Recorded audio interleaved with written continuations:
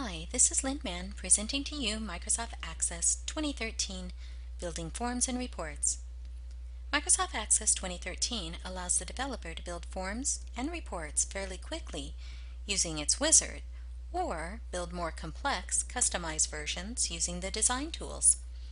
These features are available in Microsoft Access 2007 and 2010, although you might need to adjust a step or two to account for the different interface. For earlier versions of Access, you should do some research on your own to see if these features are available. Let's start with an innocent question of, what's the difference between Access's forms and its reports? Here's some narrative from MicrosoftOffice.com, but in short, a form allows us to interact with the user. The user not only sees information, but it can also input and edit information and therefore can update our database. For example, if we had a form of an address book, the user can input their own information like name, street, and address. For a report is one-way information. It allows you to view information from the database at any one point in time, but does not allow us to update the database. Let's see some examples. One of the nice things about Microsoft Access 2013 is when you first open up the application, it gives you several different templates to start off with. Number one, there's a blank database. There's a contacts database, issues, task management, project management, but the one that I really like is the Desktop Northwind database. It's a sample database. If you don't have this with Access 2013, you can download this from office.com for free. And the reason why I like this is that it's a very robust database and it shows us what Access can do when it's in the capable hands of a good developer. So I'm going to go ahead and open up this. I'm just going to name it something.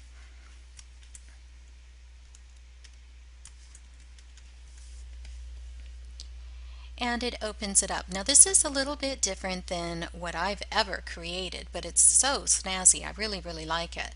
So I'm going to enable the content, and it gave you that cool startup screen, and it gives you this indeed is a form, and it's going to ask me, who am I? So I'm just going to pick an employee and log in. For me, it honestly doesn't matter unless I was going to do a new customer order. And once I do that, it puts the salesperson name automatically in there. But this home is a form. I know that because it gives me a little icon of a form.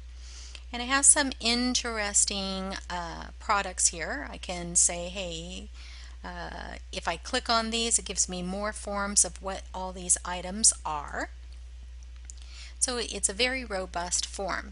But I want to show you a simple form. I'm going to open up the navigation panel and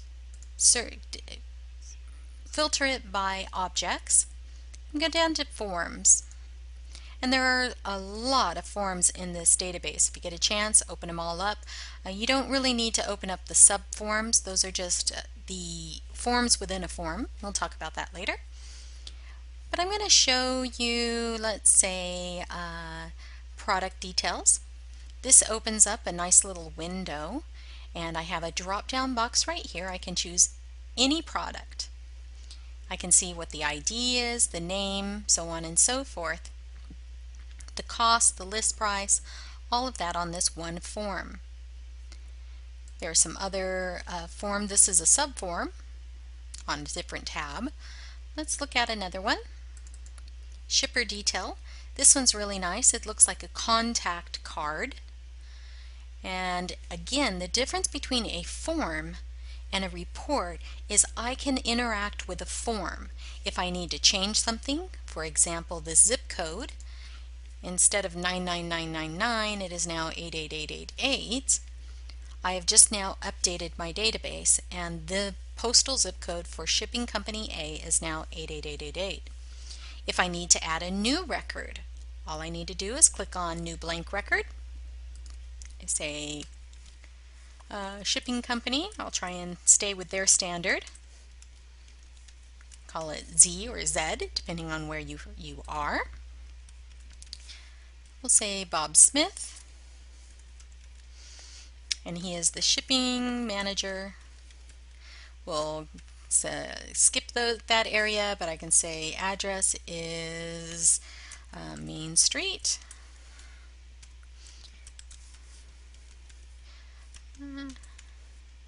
And it's 99999. Okay, and just like that, if I go over to Company A, I now have 4 records. Instead of 3 records, I just now created a new record. I can email if I had an email right here. I can create an Outlook contact. I can save in new. I can say save in new, give me another one. So shipping company R, and then I have a new shipping company. Okay, so let me close this out. I can go to Supplier Detail, and here's another form that I can fill in if I need to with some more information. That again connects with any of my tables that these are connected to and updates those tables. Not all forms are as complicated as that, so here's one form that's very simple. I have a product name, employee, customer name, sales, and order date. I have a total of 49 records, and I can search to see what's there. So some of them are very simple forms, but they do bring back our information, and we can update these on the fly. Here's another form. This is in a data sheet view, and I can immediately see all of my companies. I can sort these.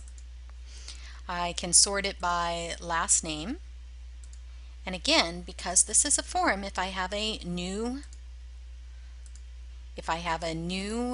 company, I can say a new supplier.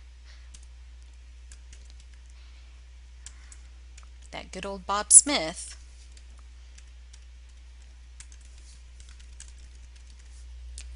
And I have a new supplier. Now let's take a look at a report. So I'm going to go ahead and close the forms out.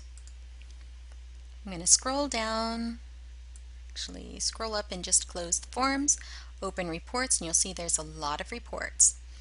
Now traditionally, we usually have some information by contacts. Well, we can immediately build a customer address book. The difference, remember, between a report and a form is I cannot update this. This is just grabbing information and bringing it back to me. I can print this out, I can view it right now, but I can't change anything at this level. If I wanted to change, let's say, Elizabeth Anderson, her address, I'd have to go to the table where it's stored or a form to change that information.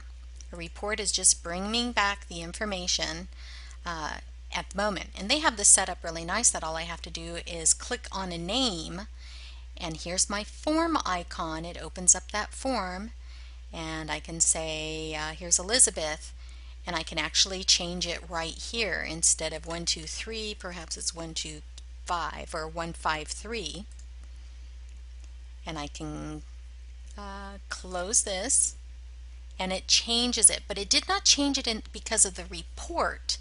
It changed it because there was a form that popped up. I want to make that very clear. A report is static. It is not dynamic. A form can be dynamic. So let's see something else. We're going to do a monthly sales report, and they have it set up very nice where I get this form that pops up to say, do I want it by category? Do I want it by country? Do I want it by customer? Do I want it by employee? So I'm going to say sales by employee, and I'm going to filter it by, I don't know, where's Nancy? And there we go. We have the yearly sales report for Nancy. So they have it set up very nicely where it's very interactive to get to your report quickly.